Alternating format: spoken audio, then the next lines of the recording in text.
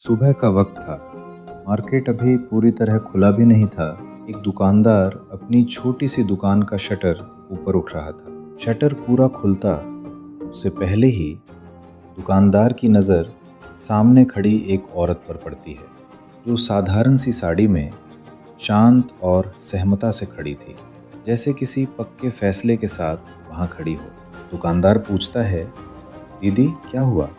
औरत धीरे से कहती है, कल शाम जब मैं आपके यहाँ से सामान लेकर घर गई तो देखा आपने मुझे 30 रुपए ज़्यादा दे दिए थे, वही लौटाने आई हूँ। दुकानदार थोड़ा हैरान होता है। कल आप 2-2 रुपए के लिए मोल भाव कर रही थी और आज 30 रुपए वापस करने आ गई। औरत बिल्कुल शांत आवाज़ में कहती है, मोल भाव करना मेरा हक है, लेकिन जो पैसा गलती से मेरे पास आ गया उस पर मेरा कोई हक नहीं है।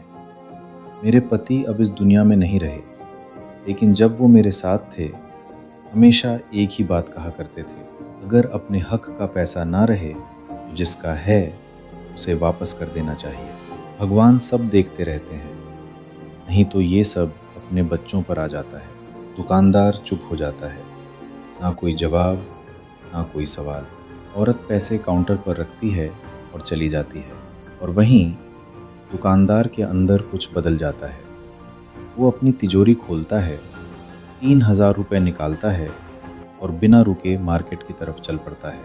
वो थोक व्यापारी राजेश के पास जाकर कहता है, भाई कुछ दिन पहले मैंने तुमसे 3000 रुपये का हेर फेर किया था, ये तुम्हारा हक है।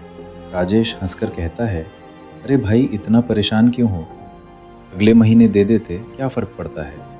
दुकानदार सिर्फ एक बात कहता है, भगवान सब देखते हैं भाई, नहीं तो ये सब मेरे बच्चों पर आ जाएगा। उस रात राजेश को नींद नहीं आती, तो नींद उसकी आंखों से दूर रहती है। उसे याद आता है उसका दोस्त राकेश और 3 लाख रुपए, और फिर एक हादसा।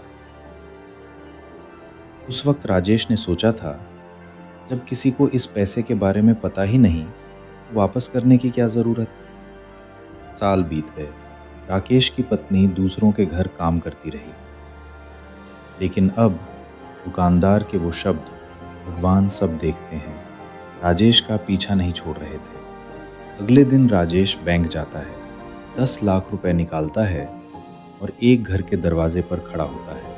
दरवाज़ा खुलता है, सामने वही उसके दोस्त राकेश की पत्नी खड़ी होती है। राजेश की आंखों से आंसू बहने लगते हैं। वो कहता है, भाभी मैंने आपके पति राकेश से 3 लाख रुपए लिए थे। उनकी मौत के बाद मैंने सोचा मैं ये पैसा दबा लूँगा। अब मैं अपने गलती का प्रायश्चित करना चाहता हूँ, मुझे माफ़ कर दीजिए। राजेश पैसे वाला बैग दे के कहता है, ये आपका हक है। वो पैसा सिर्फ पैसा नहीं था, वो एक नई जिंदगी थी। लेकिन आपको पता है वो राकेश की पत्नी कौन थी? ये वही औरत है जो 30 रुपए उस दुकानदार को सुबह में वापस करने गई थी। इसीलिए कहा जाता है, जो दोगे वही पाओगे। सच्चाई कभी तुरंत फल नहीं देती, लेकिन जब देती है पूरी जिंदगी बदल देती है। दोस्तों, कहानी कैसी लगी कमेंट में ज़रूर बताइएगा। साथ ही लाइक और सब्सक्राइब भी करते जाना।